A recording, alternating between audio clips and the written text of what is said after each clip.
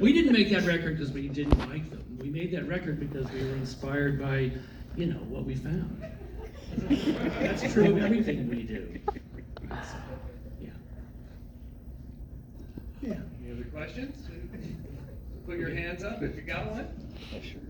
Oh, we got down front here. I'll go to you first, and then we'll go to you next. We're also subbing for Ryan, so any questions about the film too? Because I think we can channel her answers. But yes, go ahead. Yeah. How has the atomization of culture affected Negativland's ability to jam it over the years? Ooh, Good question. Yes. Leave it for you. Yes. We grapple with that all the time.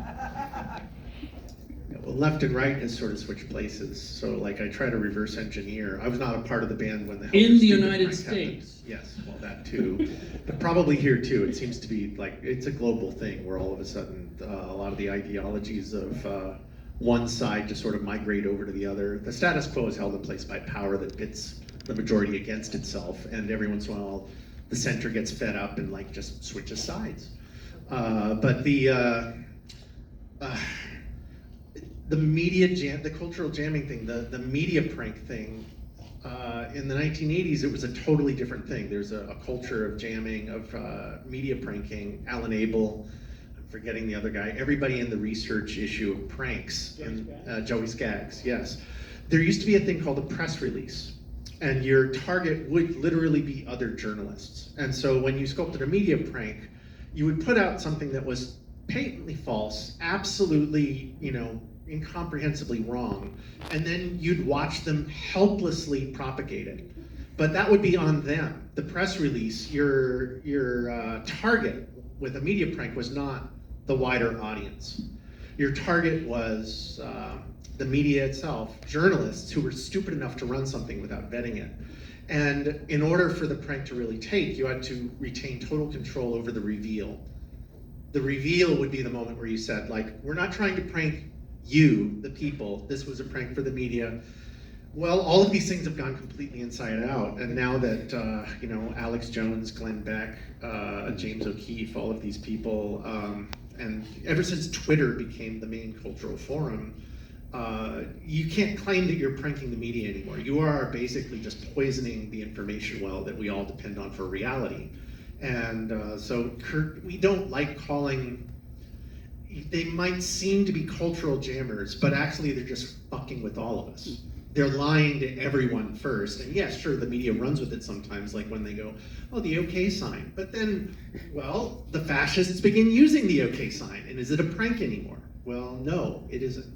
I think what we didn't predict was that people like the previous president we had in the United States would kind of be like a Darth Vader culture jammer. Yes, but don't mention.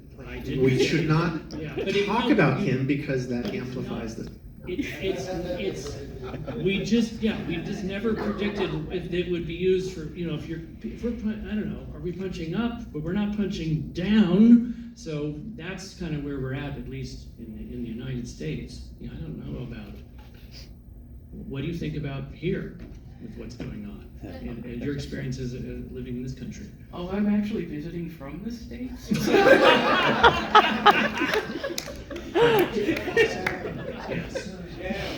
Well, I have visited. I have been blessed by so much Canadian arts money over the year. I think I've been here 26 times all over your country and never paid for it once. And I've always been astonished at how much the average Canadian. I don't know about now, but the average Canadian seemed to know so much more about what was going on in the U.S. in a very thoughtful way than the average American. So, yeah. So it's nice here. It certainly feels lighter and better here, I'll say that much. Awesome. All right, next question, we'll go over here. Hey, how's it going? I want to say thanks for everything that you've done over the years. It's amazing. I mean, I've been a fan since I was early teens when I picked up Escape from Noise. Awesome. My question is, every time I see footage or anything like that from you guys or hear about anything that you've done, there's always all this material, raw material that is analog. There's razor tapes, there's the carts, there's all of that stuff. Now, all of your official output. We have it mostly all digital CDs and that, but what about all that source material? Is there an effort to preserve all of this stuff over time, or is what you have good enough and you're just gonna let some of that go and not worry about it? Well, we always want to publicly thank a fellow by the name of Taylor Jessen, who's an archivist. He also works for the Firesign Theater, and Taylor loves transferring old tapes. All right. And we have given him, after Don died, we sent around about four big boxes full of reels of tape, carefully curated, and he spent about a year digitizing them, and that allowed us to dig in and use so much more material from the old days that it never showed up on our performances or on our albums. And then just more recently, there's way more, there's like 18 more boxes, and he actually about 6 months ago said, hey, I actually want to do the rest of them. Yes. And so a friend of ours who works for the Internet Archive arranged to get them shipped to LA, where Taylor is located. And so it's amazing that this guy does this. And so there's all kinds of stuff that you're going to hear in the show tonight that are from stuff we'd forgotten even existed. One of Don's pet topics in the 2000s era of Over the Edge was artificial intelligence during the dark age when no one was really working on it. He was still obsessed with 1950s serials about cybernetics and machine learning. And when he passed away, we took home about 300 of his cassette tapes of just him, like, you know, he would basically live in his room like with one hand on the pause button, every once in a while unpausing it. And we have all those tapes, and we use them a lot. Don pretty much had the TV and the radio on all the time at the same time, and he was always ready to record. And you do it long enough, and you get a bit of a sixth sense about, I should probably start recording and grab some stuff. And so besides the reel-to-reels, you ended up with like, how many cassettes, do you think? Several hundred. Yeah, so there's that, and John's been going through that gradually. So it's like they're here. Yeah. Well, recordings aren't what we think they are. My favorite thing really was the radio show, because the same tapes would show up every week and they'd do totally different things. So sometimes That's they what would you said in the movie. Printed on a record, and you'd think, oh, that's the studio version. That's it, the tape's retired. But then you'd listen again and they'd show up on the show next week, meaning something totally different. And enough time now has passed that like it feels all right to reuse some of the tapes from the earlier studio records again, because they mean something different now. Yeah, John I felt like we never had permission to do it, but John actually, when we were pulling together... We don't have enough data. Yeah. And I actually love hearing these things from 20, 30, 40 years ago pop up in a totally new way. And it's a lot of fun to appropriate ourselves.